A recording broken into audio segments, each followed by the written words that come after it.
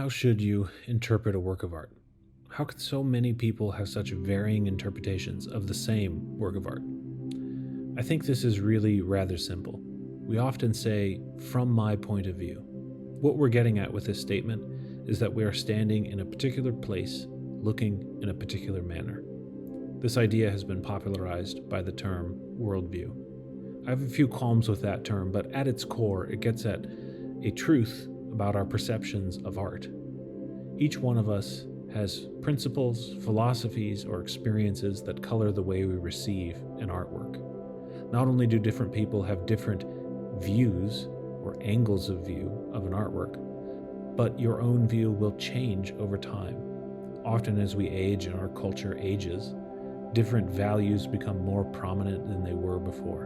When I teach classes that are about worldview or philosophical frameworks or cultural systems, I think about three broad realms that every one of these systems or worldviews needs to wrestle with and ultimately say something about. These three realms are humans, the universe, and the metaphysical. I've noticed a major shift in the way Americans are viewing the world and art. I see it most prominently in this clip here. I was having dinner at a friend's house, this director, and he had some kids, and there was like a 13-year-old, a 15-year-old, a 17-year-old, and they hadn't seen the film The Matrix. And so the director's like, well, why don't you just tell them what it's about? So I start to say, well, there's this guy who's in a kind of virtual world, and he finds out that there's a real world, and he's really questioning what's real and not real, and he really wants to know what's real. And the young girl was like, why?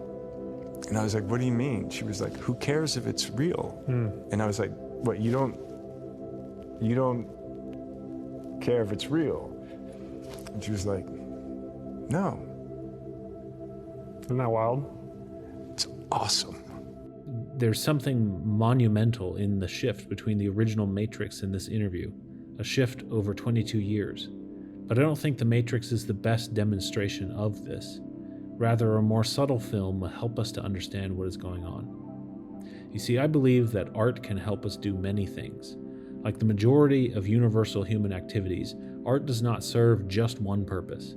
In this case, the animated Pixar film WALL-E can help us understand three different guiding philosophies or worldviews.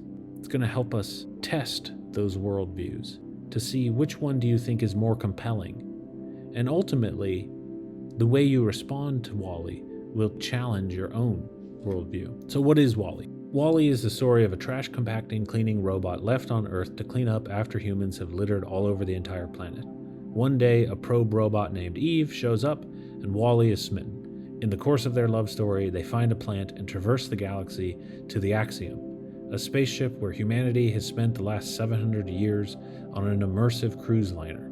In short, humanity is returned to Earth because of the love that WALL-E and Eve have for each other, despite the efforts of Axiom's autopilot named Otto.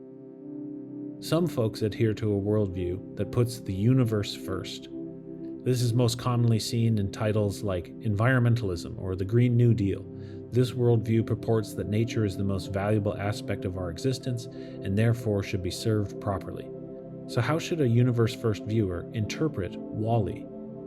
The film itself puts forward ample evidence that humanity's proclivity towards overconsumption and consumerism has filled the earth with trash. The CEO of the mega corporation By and Large himself says that Earth is hopelessly ruined. Yet this human was wrong. There is still natural life found on the planet. It is this plant that ultimately sends the humans back to Earth because of WALL-E's heroism. But is he really a hero? After all, humans destroyed the planet. Why would these lumbering idiots who think pizzas grow on trees do any better this time around?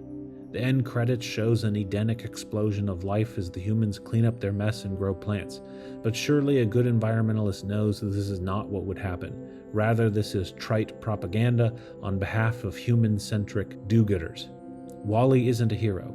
It would have been better for nature to be left alone to reclaim the planet at its own speed. Instead, WALL-E blunders around seeking his love, all so the human's ego can be stroked some more.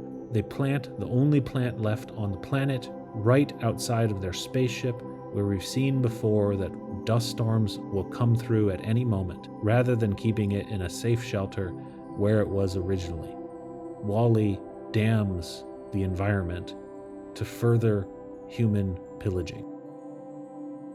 What about viewing this film through a worldview that emphasizes the human realm, one that values humans over all other forms of material and life?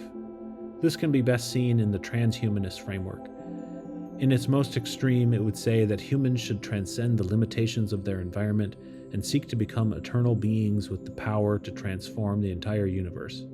Proponents of this philosophy argue we should be researching how to defeat death, amplify our brain power, and all manner of getting humanity to the next evolutionary level. This is the same sort of philosophy that explains the young girl's response to Keanu. It's awesome. Who cares what is real if it benefits me? Would the transhumanists see WALL-E as a hero? No.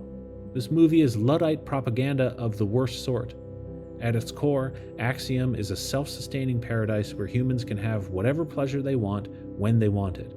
There are no outside contaminants. There is no need to walk if you don't want to. WALL-E insidiously displays this as boring, but in fact, it is amazing, especially in this world of AI image generators and algorithms that can predict what you want and need.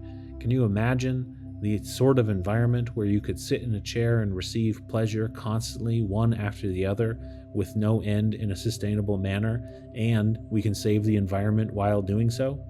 This sort of life would enable you to have your own custom identity expression. You'd be able to create avatars, all of these things. You'd be able to avoid so much pain and suffering that is the bane of human existence. Indeed, the reliance on the real is a false god, a crutch. Acclaim is paradise. WALL-E infects the captain with a crazy notion that they should abandon paradise for a life of toil in a hellish wasteland, a wasteland that humans damned themselves. If these folk were religious, they would call WALL-E Satan.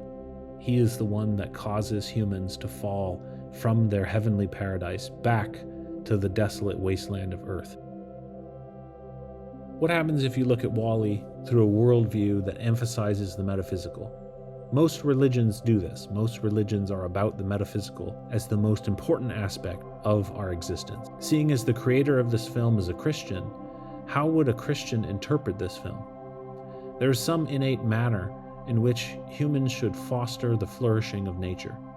Humans belong in nature, and we should not avoid this responsibility. The creator honestly critiques human consumerism and the raping and pillaging of our natural resources and the need for the WALL-E trash compactors. WALL-E and Eve's love returns humanity to its proper home. The end credits are a bit simplified, but they are proper. From the soul of man, the mighty tree grows. WALL-E is an unwitting hero whose love of culture and small creatures drives him to treasure even the smallest of plants. Because he loves to put things in their proper place, the captain is able to see his proper place. On Earth, fixing the problems his ancestors created. You see, this is an inverse Adam and Eve story. Rather than Adam and Eve damning humanity, it is the love of WALL-E and Eve that returns humanity to their proper place, where they will rebuild and create a new Eden, balancing the needs of nature with the needs of humanity. So which interpretive lens do you connect with the most? The film portrays WALL-E as the hero, but is that just propaganda? On top of that, it has some of the highest ratings of any film of all time. Let's say you're an environmentalist or a transhumanist, and you do agree that my critique of WALL-E is accurate within the frameworks of those philosophies. How do you deal with the fact that almost everyone who saw WALL-E liked it? No one saw him as evil. Is this an example of what Plato says when he says that art is a lie and it's dangerous? Is WALL-E seducing you into a false notion of humanity and its ills? Or is WALL-E expressing a more proper worldview? Tell me what you think in the comments below. And I hate to say this, but like, subscribe, share, do all the stuff.